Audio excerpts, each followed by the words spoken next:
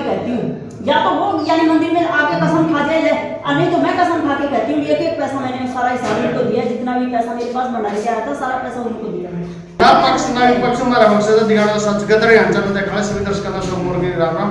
फिलहाल इस टाइम मौजूद हाँ जो बामना वाला बाणा है नरवाणा के पास यहाँ पर मौजूद है, और हमारे साथ जो फ्रेंड में देख रहे हो जो कंचन राज साध्वी थे उसकी गुरु जो राजनाथ साध्वी जी है, हम इनसे वार्तालाप करेंगे क्योंकि आप सभी को पता था जो 2 दिन से जो डैक्कल गांव का जो मामला है, जो डैक्कल गांव में भंडारा हुआ था जो कंचन राज साध्वी को लेकर, उसमें कुछ विवाद छिड़ा हुआ है। जो आज हमारे साथ राजनाथ साध्वी है वो उसके बारे में कुछ राज बोलना चाहती है, उसके बारे में हम इनसे पूछे। नमस्कार जी साहब, क्या मामला है कि जो कल से सोशल मीडिया पे आपकी वीडियो चली हुई है, ये मामला जो आपको देखो सबसे पहले तो मैं यही कहना चाहूंगी कि इस मामले में पूरा गांव शामिल नहीं है, जो 5-7 लोग ही है जो शामिल है। दूसरी बात, इन्होंने मेरे ऊपर इल्जाम लगाए, जो भी संगत आ रही थी मेरे को मजबूर किया गया मीडिया के सामने आने के लिए, ना कि मैं खुद अपनी मर्जी से आई हूँ, मैं अपनी मर्जी से मीडिया के सामने नहीं आई हूँ, इन्होंने ही मजबूर किया है मेरे को मीडिया के सामने आने के लिए, कि मेरे पे इल्जाम लगाया कि यहाँ से करोड़ों रुपया लेके भाग गई है। पहली बात तो मैं भागी बनी, मैं अपने डेरे माली, मेरा डेरा है जमाना वाला वही आई हूँ। दूसरी बात, उन्होंने कहा कि करोड़ों रुपए लेके भाग गई। अब यूँ बता दो करोड़ों रुपए मेरे पास आया कहाँ से? जो चढ़ावे का पैसा आता था, पहली बात तो मेरा भी हक नहीं होता, गाँव का तो हक है ही नहीं उनके ऊपर, जो चढ़ावे का पैसा आता था वो पंचनाथ का होता है। दूसरी बात, फिर भी मैंने वो चढ़ावे का पैसा भी सारा साधुओं के बांटने में यूज किया, वो उन पैसों से काम नहीं चला तो मैंने 4 लाख रुपए कर्ज में लगा के भी साधुओं को बांटने में वो पैसा यूज किया है। और जो भी गांव का और बाहर का पैसा है उन्होंने जगह जगह पैसे वाले बिठा दिए, वो सारा पैसा गांव के पास आया, तो फिर मैंने पैसा लेके भाग कहाँ से गई ये बताओ मेरे को। साध्वी जी सबसे पहले एक सवाल उठा है कि जो राजनाथ साध्वी जो बामन वाला गांव है वहां पर रहती थी, उसको डैक्कल गांव में क्यों जाना पड़ा, वहां पर तपस्या क्यों करनी पड़ी, इसका क्या कारण? साधु तपस्या तो पहले एक बार तो कहीं भी जाके कर लेते हैं, देखो मेरी और चेलियां भी है, वो कहीं रह रही है तपस्या कहीं कर रही है, तपस्या तो कहीं भी कर लेता है साधु, जहाँ दिखता है कि यहाँ भाव अच्छा है वहीं जाकर भी कर सकता है, कोई जरूरी नहीं है। फिर दूसरी बात, यहाँ जो डेरा है ये नया बना है, इसके अंदर अभी पानी वगैरह की सुविधा नहीं है। दूसरा सवाल ये उठा है कि जो डैक्कल गांव है वहां से आपने किसी की परमिशन ली थी या किसी से बात? नहीं किसी से कोई परमिशन नहीं ली थी मैंने, ये बात मैं मंजूर करती हूँ, किसी से मैंने परमिशन नहीं ली थी, क्योंकि मैंने इतनी बड़ी तपस्या का ये इशू ही नहीं बनाया था। हमने तो एक साधारण सी तपस्या लेके चले थे, छोटी मोटी एक साधारण सी तपस्या करके और छोटा मोटा भंडारा करके उठ जाएंगे, इसमें कोई ज्यादा बड़ी बात ही नहीं है। तो लेकिन ये एक मीडिया के माध्यम से लगा लो, किसी तरह से लगा लो, ये इतनी बड़ी तपस्या बन गई, तो इस करके ज्यादा ये इतना बड़ा बवाल हो गया, नहीं तो इतना बड़ा बवाल होना ही नहीं था पहली बात। जो तीसरा आरोप ये लगा रहे हैं कि जो भंडारा है वो गांव राम में करना था, और गांव राम वाले कुछ लोगों का कहना है कि भाई अगर जो किसी की परमिशन नहीं थी गांव राम भंडारा क्यों करेगा, इसके बारे में आप क्या कहोगे? देखो जहाँ भी अगर साधु बैठे हैं तो देखो साधु तो गांव में हर साधु तो गांव से भी बाहर भी मदद मांगने के लिए जा सकता है, ये तो इसमें तो कोई बुराई वाली बात नहीं है, वो तो मदद भंडारे के लिए कहीं से भी मांग सकता है। तो जब बाहर आए मदद कर रहे हैं तो गांव वालों में मदद करने में कोई दिक्कत भी नहीं है, ये बात भी है। फिर दूसरा, यानी गांव एक बार मना कर गया था कि ये अपने आप कर लेंगे भंडारा, इनके पास बाहर से पैसा आया, तो जब गांव के अंदर तपस्या हो रही है, गांव के अंदर भंडारा हो रहा है, तो भंडारे पे पैसा भी गांव का लगना चाहिए, हर उनको ही मिलेगा इस तपस्या का, ना कि दूसरों को, हर तो उसी गांव को मिलेगा जब तपस्या उस गांव में हो गया है, तो हर को उन्हीं का बनता था। दूसरी बात, फिर उन्होंने भंडारे के लिए ये यानी पहले वो करे थे, फिर पंचायत बिठाई, तो पंचायत में ये फैसला हुआ कि हम जो खाने पीने का खर्चा है वो हम करेंगे और जो साधुओं की दक्षिणा का खर्चा है वो आप करोगे। तो मैंने ये भी कहा था कि साधुओं की दक्षिणा का पैसा हमें कहाँ से बांटेंगे, तो ये बात भी हुई थी कि चलो जो बाहर का पैसा आएगा वो आपका रहेगा, भी आप साधुओं की दक्षिणा बांटने के खर्च करोगे, और जो गाँव का पैसा आएगा उससे हमें गाँव का खाने पीने का खर्चा करेंगे। तो और टेंट भी हालांकि हमारी तरफ से था, बाहर से चाहे मैंने बगल से करवाया चाहे वो करवाया, लेकिन था हमारी तरफ से टेंट, तो उससे टेंट का भी उनके कोई खर्चा नहीं लगा, उनका सिर्फ खाने पीने का ही तो खर्चा था, और साधुओं की दक्षिणा भी मैंने बांटी है, तो फिर उनका पैसा गया कहाँ, जो उन्होंने बाहर का पैसा भी सारा इकट्ठा कर लिया और गाँव का भी कर लिया, और इल्जाम मेरे ऊपर लगा दिया कि पैसा लेके भाग गई। तो ये बताओ पैसा फिर मेरे पास कहाँ से है? जो बाहर का पैसा जगह जगह पर्ची काटने वाले उन्होंने लगा रखे थे, सारा पैसा लाइन लगा के मेरे खुद के पर्सनल भक्तों ने बताया भी लाइनों में खड़े रहो कि हमने पैसे वहां दे के आए हैं, तो पैसा तो उन्होंने इकट्ठा कर लिया। इतनी पब्लिक आई थी, 40,000 पब्लिक थी कम से कम। तो इतनी पब्लिक का कम से कम मान के चलो 40-50 लाख रुपया तो मामूली सी बात है। तो इतना पैसा उन्होंने इकट्ठा कर लिया जो खाने खाने में ही खर्च हुआ, बाकी का पैसा गया कहाँ? तो उन्होंने साधुओं के खर्चे करने में उनका हक था या नहीं था, ये बताओ मेरे को। जब पैसा उन्होंने बाहर का, गांव का सारा पैसा उन्होंने रख लिया, तो साधुओं को दक्षिणा बांटने का भी हक उन्हीं का था। क्या मैं कंचननाथ के पास चढ़ावा आ रहा था, उनका उनमें से बांटने का हक था क्या मेरा?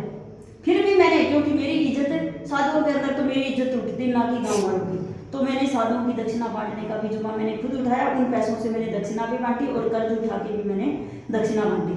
तो ये सारा किया। तो मैंने कर्जा तो मैंने उठाया, 4-4 लाख रुपए कर्ज सिर करके बैठ गई और मेरे को ही बदनाम कर रहे हैं। पैसा उन्होंने इकट्ठा कर लिया सारा। गांव वालों से कुछ लोगों से बात की थी, उनका कहना था कि भाई जो बाहर से जो चढ़ावा आता था वो तो कंचननाथ साध्वी या राजनाथ के पास होता, जो गांव राम का जो पैसा था वो हमारे पास था और उसका हमने भंडारे में लगाया है इस प्रकार का। नहीं, जो भंडारे वाले दिन उन्होंने 10 जगह बिठा रखे थे, जगह जगह पर्ची काटने वाले। सारा बाहर का पैसा जितना भी था उन्हीं के पास आया है, ना कि हमारे पास। हमारे पास तो जो कंचननाथ के पास जो चढ़ावा आया वो आया, भंडारे का पैसा हमारे पास कोई नहीं आया। एक ने कहा कैमरे ऑफ वेरिफिकेशन कहा जो पर्ची वाला था, वो पर्ची वाला जो राजनाथ के है उसका नीति था, उसको पर्ची काटी है। इसमें कितनी नहीं, हमारा कोई निजी पर्ची वाला नहीं था, ना ही कोई मेरा बाहर का भगत था, ना कोई और थे। गांव का बताया गया है राजनाथ का जो नीति था और उसको पर्ची काटी गई। इस प्रकार जो पर्ची 2 दिन हमने जो काटी थी ना पहले, एक दिन 5,000 की कटी थी, एक दिन 6,000 रुपए की, जो 100-150 की पर्चियां कटी, वो पैसा भी उन्होंने गाँव वालों ने ले लिया था सारा। वो उन्हीं के पास पैसा गया सर। एक वो टैची वाला भी बात चला हुआ था, के था उसके बारे में? देखो टैची वाला, देखो यानी टैची वाला के बाद वो कह रहे हैं संदूक। हाँ जी, संदूक ये होता है, ना कि वो संदूक है। पहली बात तो अगर मंदिरों के गले में को खोल के देखते हैं तो उसके अंदर कितना पैसा आता है, ये चीज आप खुद ही देख लो। दूसरी बात, उसमें पैसे चढ़ते हैं 10-10 या 20-20 के, 50 के चढ़ जाएंगे, 100-200 के तो कम ही चढ़ेंगे, 500 का तो एक आधा ही चढ़ेगा तो चढ़ेगा। तो उसमें पैसा सारा फिर भी यानी जोर मार के 35-40 रुपया आ सकता है खुला पैसा। लेकिन मैं अपने आप को यानी भगवान के सामने साक्षी मान के ये कह रही हूँ, मैं सच्चाई कह रही हूँ, 78,000 रुपया मेरे पास उस दिन आया था। 78,000 रुपये आया था, जो कि 60,000 रुपये मैंने गाँव वालों से उधार लिया था। अगले ही दिन जाके 60,000 रुपये उनको चुका दिया था उन पैसों में से। अब बता दो मेरे पास पैसा बचा के। आपने कह रहे थे 78,000। हाँ जी। उसमें वहां पर सरपंच ने कहा था, वो कबूल कर लिया है भाई आप इसमें 10 लाख रुपए हैं। हाँ। जो आपने कहा था 10 लाख रुपए, हाँ, सरपंच ने ये बात कबूल दिया कि 10 लाख रुपए हैं, मुझे बोल था। फिर आपने कहा अगर 10 लाख सरपंच ने बोला, आपने कहा था कि अगर टेची में 10 लाख रुपए है तो आप अभी खोलो, 10 लाख हुए तो तुम्हारे हुए सब। अगर 10 लाख से कम होगा तो तुम गांव वाले पूरा करके दोगे। हाँ, ये बात है, ये कबूल लिया सरपंच। हाँ जी, सरपंच कबूली है। ये सरपंच ने फिर ये कहा, मतलब मैंने ये कहा था जी साधु राजनाथ जी से, अगर आप 5 लाख रुपए में ठेका कर ले, उसमें अगर इससे कम होंगे तो वो भी हमें आपका 5 लाख नहीं, बात हुई थी 10 लाख की। उसके बाद 5 लाख में भी ठेका ले लेते तो वो तो देने को तैयार थी, लेते तो सही वो ठेका। उनका तो सिर्फ बेगाना पैसों का डर गया था और कुछ नहीं है। और पहली बात तो जो कंचननाथ के आगे चढ़ावा आता था उनका गांव वाला का तो हक था ही था नहीं, तो हक मेरा भी नहीं था उन पैसों में। तो यानी उस पैसे पे तो विवाद उठाने का उनका मतलब ही नहीं है। मतलब है भंडारे वाले पैसों से, भंडारों वाला पैसा उन्होंने सारा उन्होंने खाया है। एक गांव का सारा गांव इसमें इन्वॉल्व नहीं है, सिर्फ जो 5-7 बंदे ही हैं वो ही इन्वॉल्व है। मैं सारे गांव को कसूरदार नहीं ठहराऊंगी इसके लिए। एक लड़के ने स्क्रीनशॉट भेजा जी आपका, हाँ जी, जो राजनाथ का है, फोन पे उन्होंने बोला मैंने राजनाथ के पास गांव की तरफ से मैं नौकरी लग गया था, जो दबाव डायल का 5100 रुपए भिजवाए हैं, और वो आपने स्क्रीनशॉट में दिखाया वो इस प्रकार क्या कहो। हाँ, मेरे पास गूगल पे पैसे आए थे, लेकिन मैंने सारा हिसाब किताब करके जितना मेरा पैसा मेरे पास गूगल पे से आ रहा था चाहे पर्चियों से आ रहा था, सारा पैसा मिला के 1,60,000 रुपए उनको पहले दिन मैंने दिए हैं। अच्छा जी, आपने जो फोन पे गूगल पे आए थे हाँ, सब वापिस उनको 1,60,000 रुपए मैंने पहले दिन उनको दे दिया। वो दूसरे गांव का भी साथ हमें पहले पैसा दे तो मैंने पहले ही दिन दे दिया था। वो पहले मेरे से हिसाब किताब लेके चले थे। जो 5100 की तो मैं जो सुने एक अमित बोस ने नरवाना वाला उसको कुछ दिए, बोले वो पैसे तो वापस हमारे पास आए हैं, लेकिन जो 5100 नहीं, सब पैसा टोटल गया है इसमें। कपिल है जो शामिल, कपिल ने खुद ही हिसाब किताब करके दिया है, उसी काम का है कपिल, उससे भी आप पूछ सकते हो जाके भी पैसा दिया है या नहीं दिया है। और मैं मंदिर के अंदर कसम खा के कहती हूँ, या तो वो यानी मंदिर में आके कसम खा जाए, और नहीं तो मैं कसम खा के कहती हूँ एक एक पैसा मैंने सारा हिसाब उनको दिया, जितना भी पैसा मेरे पास भंडारे के आया था सारा पैसा उनको दिया है।